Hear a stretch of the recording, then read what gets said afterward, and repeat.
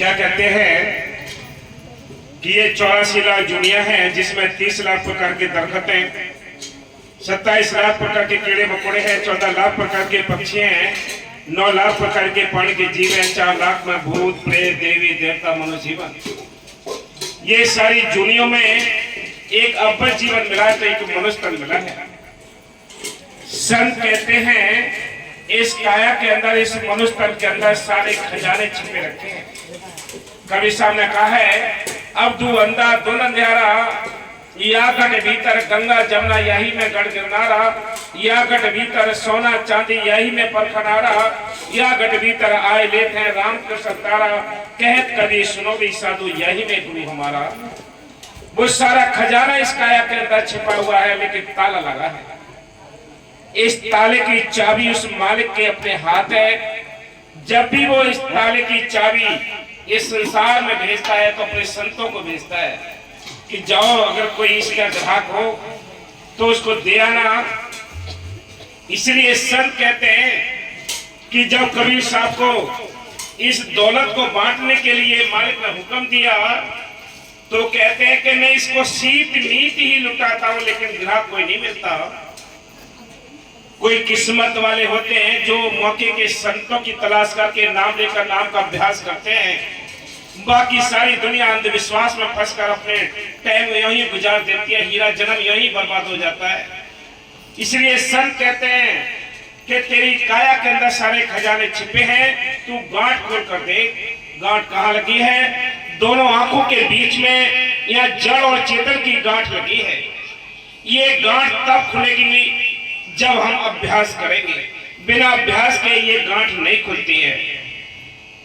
कैसे खुलेगी? जब संत मिले, संतों से नाम मिले, नाम का अभ्यास करें तब ये गांठ खुलेगी, नहीं तो ये जड़ चेतन की गांठ लगी आती है, लगी ही चली जाती है। हाँ जी, वो तू गांठ खोल कर दे,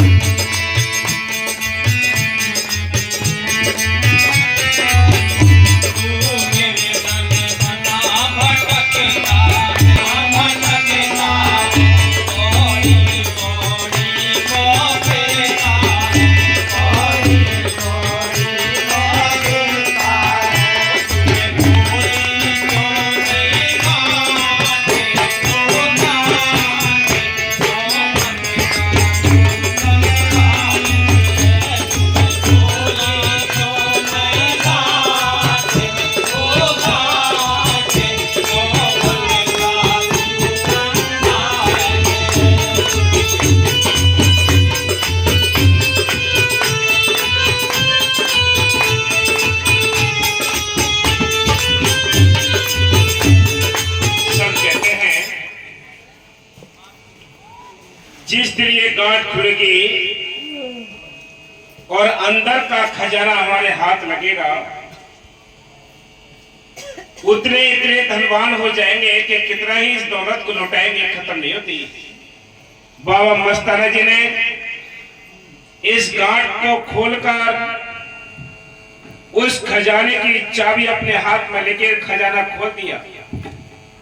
नोट, सोना, चांदी, कोट, कपड़े सारा कुछ लुटाया, कुछ खत्म नहीं हुआ। आज परम संत बाबा फकीर साहब जी सारा खजाना उनके हाथ में कितना लुटाते हैं? 10-10, 20-20 लाख रुपए रोज लुटाते हैं। क्या खत्म होता है वो खजाना? ऐ इंसान, ये खजाना तेरे अंदर छिपा है, तो इसको पकड़ ले, तो इसको सोच ले, समझ ले, कैसे मिलेगा? इसकी अगर चाबी खजाने की मिल जाए तो तू बहुत अमीर बन जाएगा, लेकिन क्यों नहीं? तूने इस गांठ को नहीं खोला। इंसान चेतन है लेकिन ये जड़ चीजों को नमस्कार करता है। सभी जानते हैं, समझदार हैं, जहां तक भी आवाज जारी हो वो भी सुनते हो, वो भी समझदार हैं। हर एक इंसान जानता है ये शरीर चलता फिरता एक चेतन शक्ति लिए हुए सजीव है। जिस चीज के लिए हम ये मनुष्य जीवन है, ये 5 तत्व का पुतला बना है। जिस यानी चीज के लिए हम नमस्कार करते हैं, जिस के लिए हम सिर नवाते हैं, उसके अंदर क्या तत्व है, कभी विचार किया है? पेड़ पौधों को पूजोगे 2 तत्व होते हैं, घास फूस को पूजोगे 2 तत्व होते हैं, फिर भी 3 तत्व ज्यादा है हमारे लिए। पत्थर को पूजते हैं तो उसके अंदर 1 तत्व होता है, वो भी उसके अंदर होता है जो पहाड़ों में उसको पड़ा है। अगर पहाड़ से निकाल कर वो सड़कों पर डाल दो, आप तोड़ के डाल दो उसको, तो कभी सड़क पड़ती हुई नहीं दिखाई दी आपको। लेकिन 1 तत्व मान भी ले, फिर भी 4 तत्व ज्यादा हुए तेरे अंदर, इस मनुष्य जीवन के अंदर। और 4 तत्व ज्यादा होकर भी हम 1 तत्व वाले के लिए शीश नवाएंगे, तो मूर्खता किसकी है? हमारी अपनी मूर्खता है। हम धोखे में यही टाइम गुजारते जा रहे हैं। इसलिए संत कहते हैं, इंसान तू चेतन है और जड़ चीजों को नमस्कार करता है, इसलिए वो खजाने का तुझे कुछ भी धन हाथ नहीं लगा, क्योंकि जो तुमने खोजा है वो सब बाहर खोजा है। संत कहते हैं, अंदर खोज, तू अंदर तलाश कर, ये खजाने अंदर छिपे हुए रखे हैं। तू कौड़ी कौड़ी को बाहर घूमता है, तू खजाना अंदर निकाल कर तो देख ले, तो कोई कमी नहीं आएगी। तूने वो गांठ नहीं खोली है। हाँ जी, तू गांठ खोल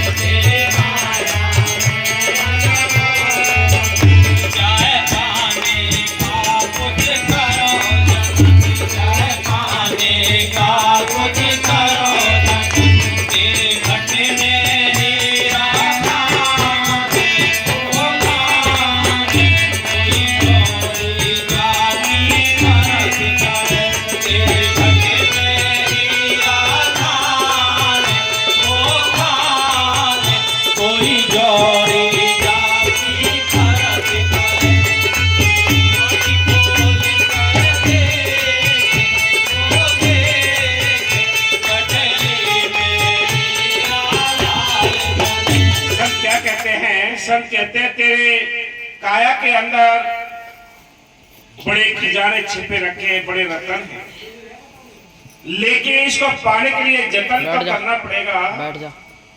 जैसे दूध के अंदर घी है, सबको पता है, लेकिन हाथ डाले तो घी निकल नहीं सकता। क्या करना पड़ेगा? दूध को गर्म करना पड़ेगा, उसको घड़े में डालना पड़ेगा, जामन लगाना पड़ेगा, स्थिर रखना पड़ेगा, तब कहीं जाकर उसको मथेंगे, रिगड़ेंगे, तब कहीं जाकर उसके अंदर से मक्खन निकलता है। मक्खन को गर्म करके घी निकलता है। कितनी मेहनत हुई। ऐसे ही राम तेरे अंदर है, इस काया के अंदर वो राम छिपा हुआ है। तुझे संतों के पास जाना पड़ेगा, नाम रूपी जामन लाना पड़ेगा, इस शरीर को स्थिर रखना पड़ेगा। इस तरह का मतलब है, इस काया को अचेत करना पड़ेगा, अभ्यास करके सूरत को समेटना पड़ेगा, तब अंदर से सारे खजाने निकलेंगे। जैसे घड़े में पानी डालकर मथनी उसमें डालकर रिगड़ते रहे, कभी मक्खन नहीं निकल सकता। ऐसे ही राम तेरे अंदर है, लेकिन तुझे जतन करना पड़ेगा, संतों के पास जाना पड़ेगा, नाम लेना पड़ेगा, नाम का अभ्यास करना पड़ेगा, नहीं तो तेरा टाइम यहीं गुजरता जा रहा है। मौत तेरा इंतजार देख रही है। इसलिए संत कहते हैं, करो करो कल का भरोसा मत करो, आज ही फैसला कर लो। इसलिए संत कहते हैं, ये हीरा जन्म मिला है, इसमें बैठकर तू जतन कर, संतों के पास जा, संतों से नाम लेकर नाम का अभ्यास कर ले। ये बड़भागी की बात है, किस्मत वालों की बात है। हम किसी को पाखंड में फंसाने के लिए नहीं आते, हम पाखंड से निकालने के लिए आते हैं। जो संतों ने पहले से वचन बताए हैं उन्हीं बातों को हम बता रहे, कोई अलग बात नहीं बता रहे। बात एक ही है कि ये आत्मा सत्य पुरुष की अंश है, इस काल के देश में आकर फंसी पड़ी है। ये 84 का जेल खाना है। संत यहाँ पे इसको निकालने के लिए आते हैं। चलो अपने घर चलो। कवि साहब कहते हैं कि चल हंसा सतलोक हमारे, छोड़ो ये संसार, ये संसार काल है राजा, कर्म को जाल पसारा हो। हम जितने यहाँ कर्म करते हैं उतने ऋणी बन जाते हैं। ये ऋण को खत्म करने के लिए ये 84 में चक्कर काटने पड़ते हैं। जब तक एक एक कर्म इस संसार का रहेगा तब तक कोई जेल खाने से निकल नहीं सकता है, मुक्ति प्राप्त नहीं कर सकता। ये फैसले हैं संतों के, इनको कोई मैग नहीं सकता। जितनी जल्दी ज्यादा स्मरण करोगे, सेवा करोगे, दर्शन संतों के करोगे, अभ्यास करके जब अंदर जाने का जतन करोगे तब ये कर्म हल्के होंगे, अपने घर जाने के लायक बनोगे। बाहर के कर्मकांड किसी को मालिक से मिला नहीं सकते। मालिक से मिलाने का तरीका एक ही है, सिमरन मार्ग सहज का सतगुरु दिया बताए, श्वास श्वास सिमरन करो, एक दिन गुरु मिल जाए। हाँ जी। ओ तू माटी खोल कर देख, ओ देख कटरी मेरी आँख खोल कर देख, ओ देख कटरी मेरी आँख।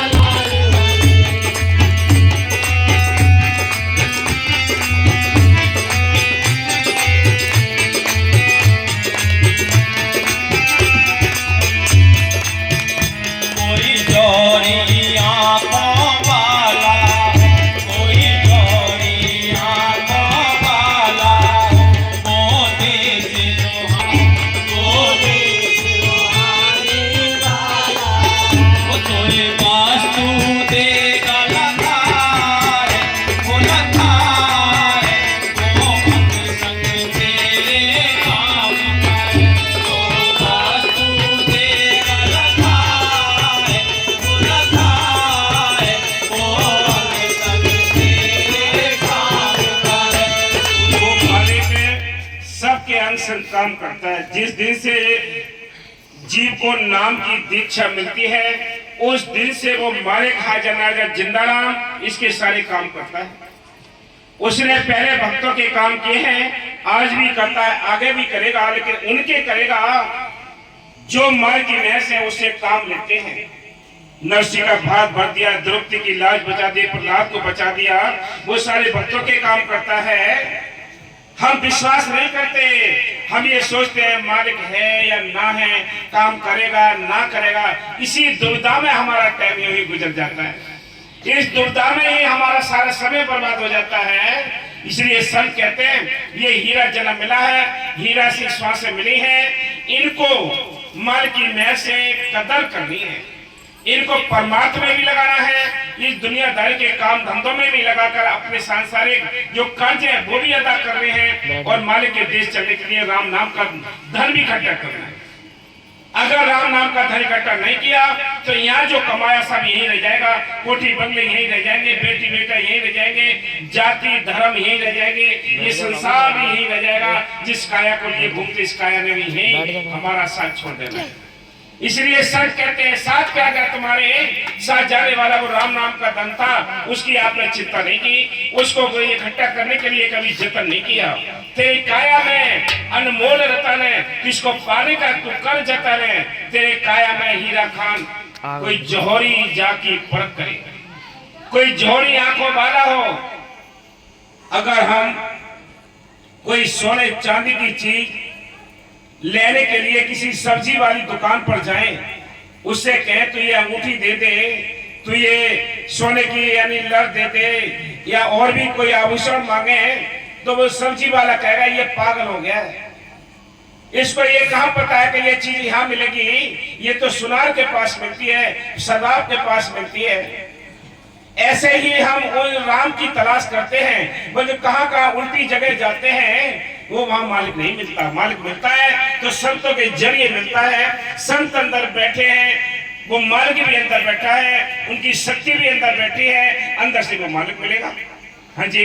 वो तू गांठ खोल कर देख, वो देख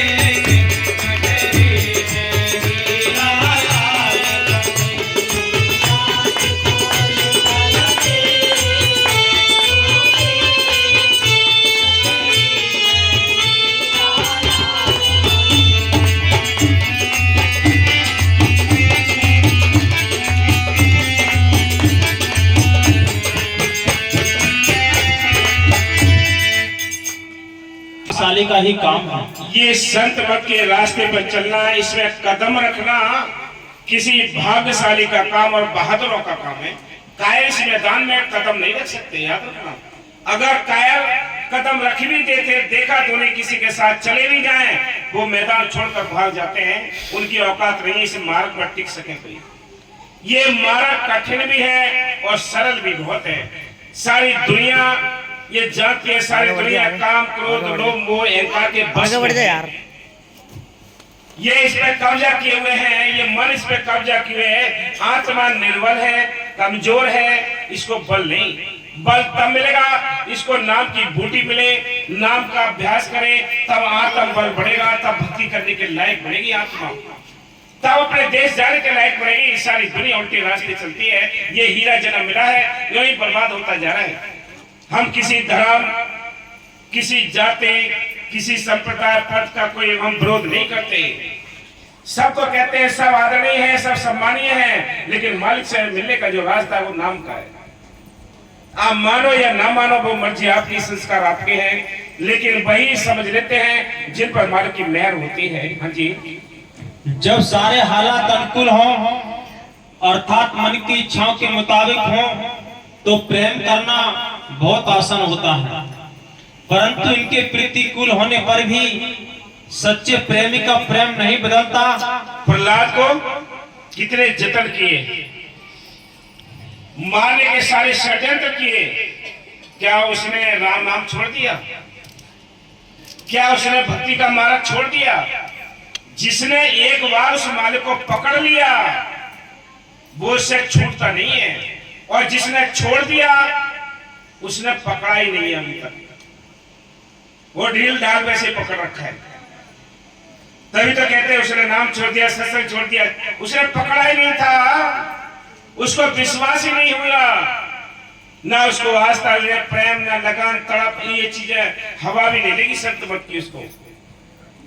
ये जिसको एक बार हवा लग गई वो इन भंवरों में उलझ जाता है, वो वापस घर नहीं आता। वो सूरवीर की तरह इस मैदान में मुकाबला करता रहता है। वही सच्चे सत्संगी होते हैं, वही वीर बहादुर होते हैं जो इस मैदान में आगे बढ़ते रहते हैं। संतों ने लिखा है, क्या लिखा है कि साधो भाई बन जाओ वीर लड़ाका, जमने मार जीत जाओ युद्ध में, फिर खेलो ज्ञान धड़ाका।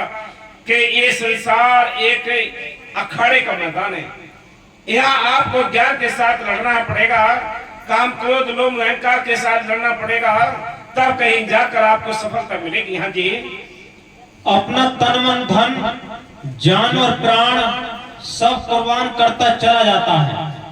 वह प्रेमी सच्चा आशिक कहलाने का हकदार नहीं, जो हालत के बदलने पर बदल जाए, किसी मुसीबत के आने पर अपनी कमजोरी दिखलाए, या जिसके प्रेम में कोई गरज छिपी हुई हो और उसमें कोई लेने देने का ख्याल शेष हो। प्रेम केवल प्रेम के लिए होता है। एक सच्चा आशिक अपने प्यारे प्रीतम के साथ सदैव जुड़ा रहना जानता है। प्रेम के मैदान में कदम रखना कायर और कमजोर तबीयत वालों का काम नहीं। इस भक्ति के मार्ग में, मार्ग के प्रेम के इस मार्ग में कदम रखना कोई मतलब छोटी बात नहीं, बहुत बड़ी बात। लेकिन जब तक माल की मेहर नहीं होती तब तक ये किसी को बात ये समझ नहीं आती। जिसके समझ में आ गई माल की मेहर से, जिस पर कृपा मालिक की हो गई, उसको समझ आती है। बाकी सब ऐसे ही इसको ठोकर मारते रहते हैं।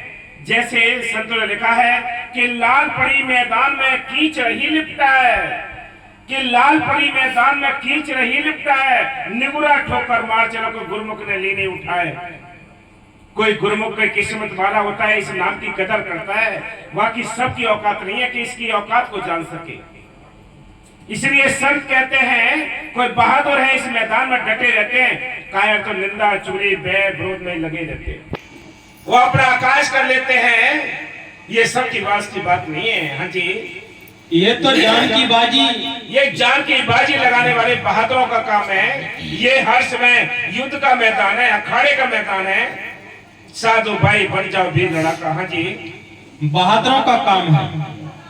कबीर साहब फरमाते हैं इस मार्ग पर कदम रखना आसान काम नहीं। जब तक हम अपने प्रीतम को सिर की भेंट नहीं चढ़ाते, हम प्रेम को प्राप्त नहीं कर सकते। ये तो घर है प्रेम का खाला का घर नहीं, शीश उतारे भूमि धरे तब बैठे घर माही। शीश उतारे यानी अपने अहंकार को खत्म कर दे, तब इस मैदान में कोई सफलता प्राप्त करता है। मालिक को दीनता प्यारी होती है, अहंकारी मालिक के लिए प्यार नहीं होता।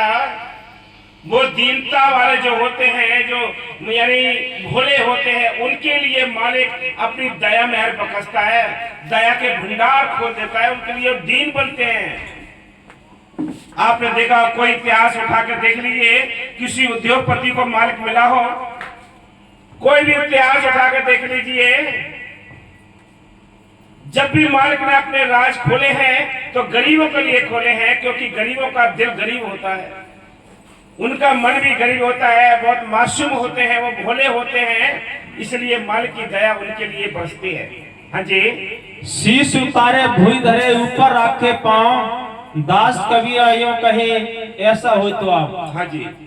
फिर फरमाते हैं कि इसके मैदान में कदम रखना होशियार चुस्त और अडिग कदम रखने वालों का काम है।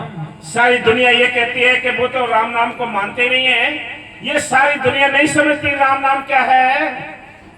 जो हमारे के प्यारे होते हैं, जो संतों के साथ जुड़े होते हैं, वो असल में जानते हैं कि हमारा राम कौन सा है। जग में 4 राम है, 3 राम व्यवहार है, चौथा राम निसार है, उसका करो विचार। जग में 4 राम है, किस किस को पूजोगे? जो संतों का राम है उसको समझो, वो हमारे के अंदर बैठा है, जिसको हाजिर राजा जिंदा राम कहते हैं, वो अंदर बैठा है, बाहर नहीं है गट में सूजत नहीं लानत ऐसी जिंदे, तुलसी है संसार को तो भयो मोतिया बिन के राम अंदर बैठा है। कौन सा राम? संतों का राम। जग में 4 राम हैं, एक राम 10 घट कर डोले, एक राम घट घट में बोले, एक राम का सकल पसारा, चौथा राम परम संतों का न्यारा।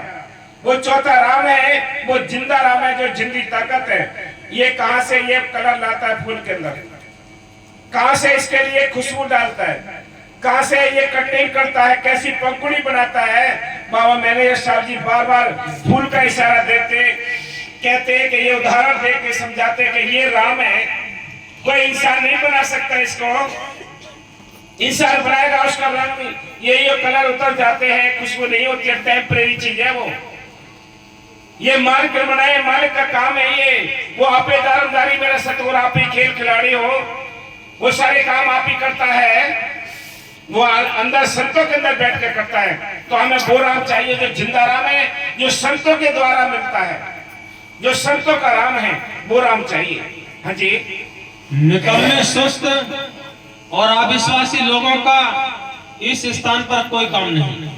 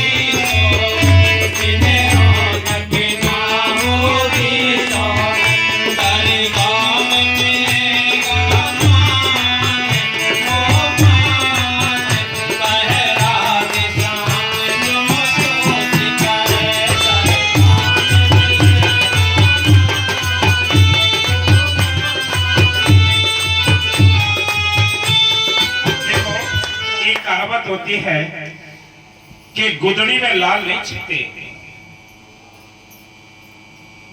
आप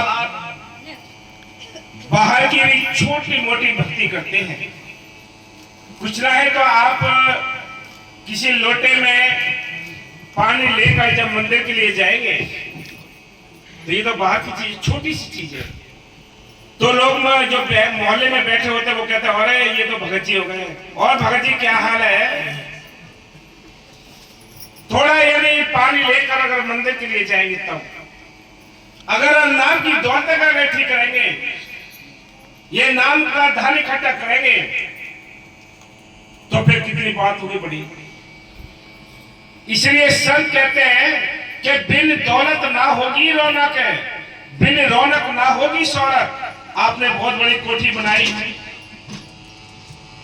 आपने बहुत बड़ा कोई काम किया, आपको प्रचार करने की आवश्यकता नहीं, आपको प्रचार करने की आवश्यकता नहीं है, आपको अपने मजदूर लगाने की आवश्यकता नहीं है कि तुम जाकर प्रचार करोगे इतनी ऊंची कोठी बनाई है।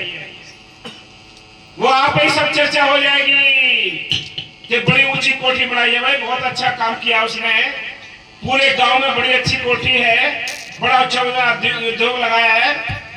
वो चर्चा कब होगी? जब आपके पास दौलत होगी, तो शोहरत अपने आप हो जाएगी, कोई शोहरत को रोक नहीं सकता। आपके पास थोड़ी भी भक्ति होगी, लोग भगत जी कहने लगेंगे आपको। इसलिए संत कहते हैं बिन दौलत ना होगी रौनक, बिन रौनक ना होगी शौहरत। अरे दरगाह में मिलेगा मान, वो माले के सम्मान देता है, सम्मान करता है। उनका जो कमाई वाले जीव होते हैं, उनके लिए दरगाह में कुर्सी मिलती है, बाकी ठोकर मार कर 84 में फिर वापस भेज दिए जाते हैं। हाँ जी, बिन दौलत ना होगी